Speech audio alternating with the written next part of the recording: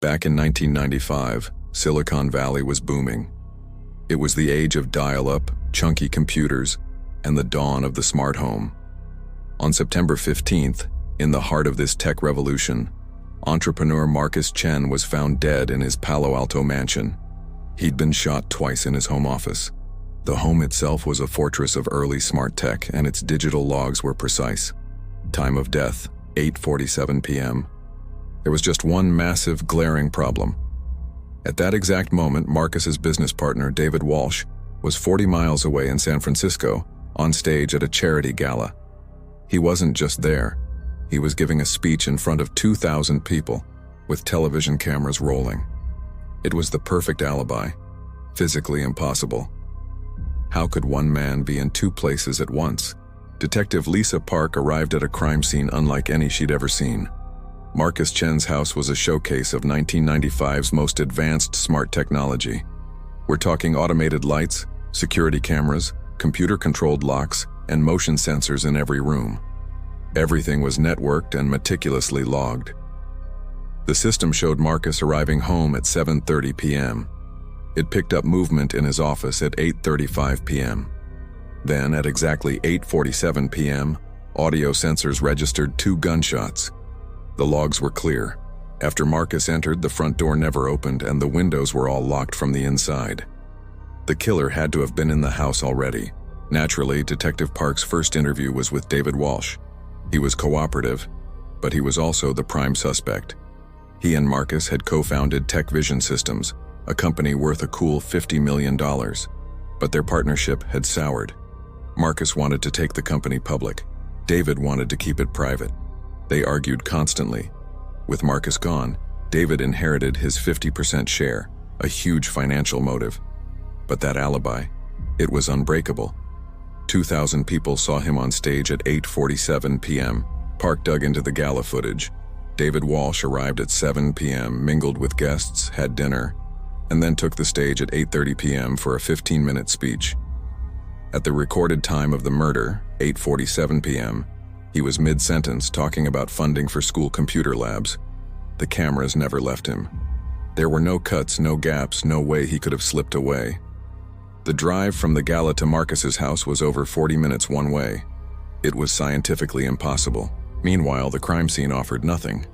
No strange fingerprints, no foreign DNA, no signs of a struggle. The murder weapon was Marcus's own gun, taken from his desk drawer, but it had been wiped clean. This was a calculated execution, carried out by someone who knew the house, knew where the gun was, and knew how to leave no trace. Every piece of the puzzle pointed to David Walsh, except for the one piece that mattered most: his impossible alibi. The case went cold. Without physical evidence and with an alibi that solid, the district attorney wouldn't press charges. Detective Park was convinced Walsh was the killer, but she couldn't prove it. The case haunted her. For years she kept the files, reviewing them, searching for the one tiny detail she must have missed. As technology evolved, the alibi remained just as unbreakable. Then in 2023, nearly 3 decades later, a phone call changed everything. A digital forensics expert named James Rivera had been researching early smart home systems and stumbled upon the security platform from Tech Vision. He found something that made his blood run cold. Rivera explained the shocking truth to a now veteran Detective Park. Back in 1995, Tech Vision Systems was still developing its smart home software. The prototype, their test model, was installed in Marcus Chen's own house. As co-founder, David Walsh had complete, unrestricted administrative access to the system's code. Rivera had discovered a critical vulnerability. The timestamp function could be manipulated. Walsh, the architect of the system, could have hacked his own company's software, changing the recorded time of events. He could make the murder appear to happen at 8:47 p.m., when in reality, it happened much, much earlier. Armed with this new theory, Park and Rivera got a warrant to dig up Tech Vision's archived code from 1995. What they found was ingenious and chilling. Weeks before the murder, Walsh had written a hidden script, a piece of code buried deep within the security system. This script was designed to do one thing: delay all timestamp recordings by exactly 2 hours and 17 minutes. Any event that happened at 6:30 p.m. would be logged by the system as occurring at 8:47 p.m. Walsh had pre-programmed Marcus's own home security to build his perfect alibi. Suddenly, the real timeline snapped into focus. At 6:30 p.m. on that fateful day, David Walsh wasn't anywhere near a gala. He was at Marcus's house, having shown up earlier under the pretense of discussing business. Marcus let him in. At exactly 6:30, Walsh shot his partner twice. The smart home system recorded the gunshots, but thanks to Walsh's hidden script, it stamped the event with the fake time of 8:47 p.m. Walsh then calmly drove to San Francisco, arriving at the gala by 7 p.m., giving himself a comfortable 30-minute buffer. He was charming guests on stage at the exact moment the digital logs were falsely reporting a murder 40 miles away. But Rivera found even more. The code revealed that Walsh had been practicing. System logs showed multiple instances of time delays in the weeks leading up to the murder. He had been rehearsing his digital deception, testing the script, calculating drive times, running simulations to ensure the timing was flawless. This wasn't a crime of passion, it was a meticulously planned execution, using his own technological brilliance to forge an alibi that seemed impossible to break. Detective Park brought in David Walsh, now a wealthy, retired 58-year-old.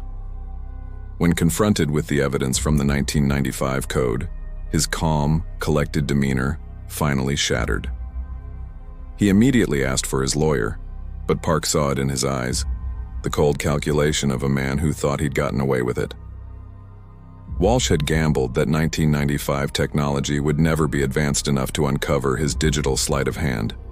He never imagined that nearly 30 years later, forensic experts could dissect old code line by line. Walsh's lawyer argued the code was circumstantial. Maybe it was just a bug, a flaw in the system, not a deliberate act. But Rivera took the stand as an expert witness. He explained that the hidden script was far too sophisticated to be an accident. It even contained comments in the code, notes left by the programmer written in Walsh's distinctive style. The script even had a self-destruct timer, set to delete itself after 30 days. But a single backup, forgotten in a dusty archive, had survived. The case was breaking wide open. Using modern investigative techniques, Park's team re-examined old evidence. Traffic camera footage from 1995, which had been stored on old magnetic tapes and never digitized, was now enhanced with 2023 technology. And there it was. A clear image of David Walsh's car on the highway, driving from Palo Alto towards San Francisco at 6:45 p.m., just 15 minutes after Marcus was actually killed. The traffic camera proved he was at the crime scene at the right time. Then came the final nail in the coffin. Park uncovered financial records showing that Walsh had been embezzling money from TechVision for months. Marcus had found out and was about to go to the authorities. The murder wasn't just about gaining control of the company. It was about avoiding a prison sentence for fraud. With Marcus dead, Walsh could control the narrative, and the embezzlement was buried along with his partner. The prosecution built an airtight case. They had the timestamp manipulation code, the traffic camera footage, the embezzlement motive, and Walsh's total access to the very system that framed the murder. Experts explained to the jury how, in 1995, people trusted computers implicitly. The idea that a digital timestamp could be a lie was science fiction to most. Walsh had weaponized that trust. On the stand, Walsh admitted to writing the code but claimed it was just a test to show Marcus security vulnerabilities. The prosecutor tore this argument apart. Why didn't he report the vulnerability? Why was there no documentation? Why did he keep it a secret? Because it wasn't a bug report, it was his murder weapon. The trial became a lesson in the evolution of crime and justice. In 1995, detectives had trusted the smart home's data completely. Walsh was a pioneer in digital crime, exploiting a naivety that no longer exists. But he failed to anticipate that the very technology he mastered would one day become his undoing. After 3 days of deliberation, the jury returned. They had weighed the complex technical evidence against the decades-old alibi. They saw through the digital smoke and mirrors. David Walsh was found guilty of first-degree murder. 28 years after he thought he had committed the perfect, untraceable crime, He was sentenced to life in prison without parole. Detective Park attended the sentencing. She reflected on the incredible irony of the case. The same cutting-edge technology that Walsh used to create his alibi, the digital logs, the permanent records, became the very evidence that convicted him. In 1995, he was a technological ghost. But by 2023, he learned a hard lesson. In the digital world, nothing ever truly disappears. The smart home, intended to protect Marcus Chen, ultimately delivered his justice. The perfect alibi is closed. David Walsh convicted 28 years after using technology to create an impossible alibi. Every week we investigate cases where criminals thought they were too smart to be caught. If you believe technology can both enable and expose crime, subscribe to Cold Case Chronicles Unsolved. Hit subscribe, turn on notifications, share with those who understand justice evolves with technology. Walsh thought digital evidence would protect him forever. Instead, it became his conviction. This is Cold Case Chronicles Unsolved. The investigation continues.